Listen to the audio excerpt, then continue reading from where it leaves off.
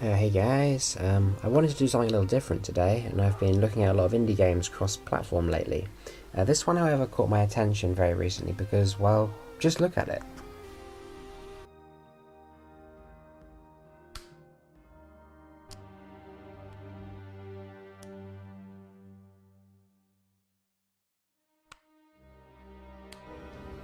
Now this masterpiece, or monstrosity, whichever you prefer, is called Mount Your Friends by a team called Stegosaurus Games.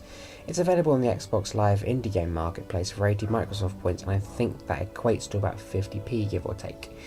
I can safely say for the instant laughs alone it is worth the 50p, and the gameplay, although very simple, isn't half bad either. Here's how it goes. Now see this terrifying man in Speedos? That's you for now. You control each limb separately with the A, B, X and Y buttons. Each limb will stubbornly stick to any surface it touches, so even moving in a desired direction will take a few goes. When you press and hold down a button, let's say it was controlling the left arm for example, moving the left stick pulls the limb in that direction. Letting go of the button sticks the limb to wherever it's touching. Does that make sense? As the limbs are forever sticking to surfaces including the floor, you will have to continually select and deselect the limbs you are moving to make progress. This will take some time to get used to, and I find that whilst at floor level, mashing the buttons whilst holding the left stick in the direction I want to go sort of works for the most part.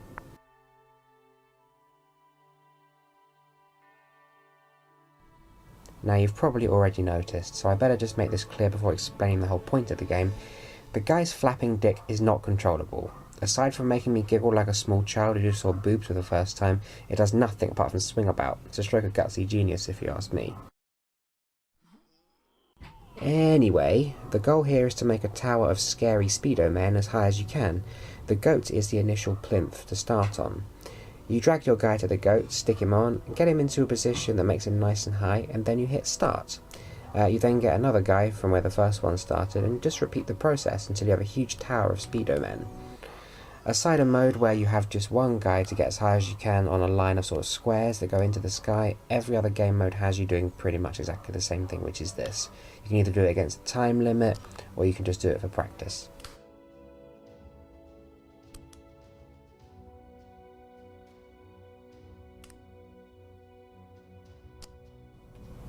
Now believe it or not, there's an online mode too, which to my surprise works pretty well. Finding an opponent was quick. It's really quite funny to watch people using the characters slightly differently to the way you do it. And I even found one opponent who had mastered a way to sort of chuck his guy from the floor straight to the plinth.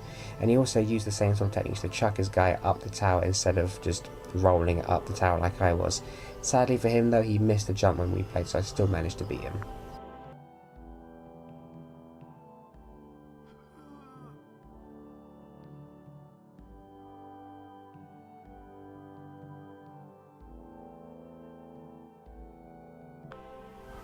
I ought to mention the music too, because this makes it even more funny when you play.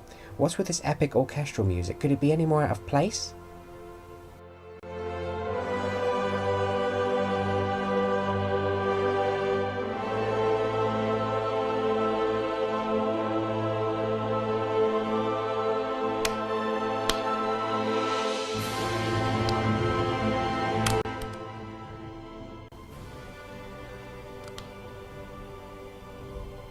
Yeah, probably not, and that's a good thing. I guess I'd be more creeped out hearing music that actually was suited to this kind of game. I don't think it's fair to criticise a game like this for lacking anything, although I wish there was a multiplayer mode that was real-time and not turn-based, or even if there was at least a different mode, maybe like a race, where that would make sense. You know, even the local multiplayer modes are exactly the same as what you do online, so it's just the turn-based stuff. And so, although I can't say it's limited, anything like that, maybe in an update or maybe even a full-blown sequel, that would be really scary. But I just think seeing lots of these guys running around in real time would be absolutely hilarious. For sheer originality, bold design and risque style, I would definitely recommend trying this one out. It's surprisingly addictive for what it is, and I praise the guys who made it for the sheer what the fuckness of everything. I can only imagine how the plans for this one came along. Hey guys, remember those toy plastic men you used to get with the sticky hands that ran down the walls? Well, what if we made a game about those, but going up a tower, not down, and naked? Yeah, inspired. Anyway, if you enjoyed watching, smack that like button and subscribe if you like what you see. Thanks for watching.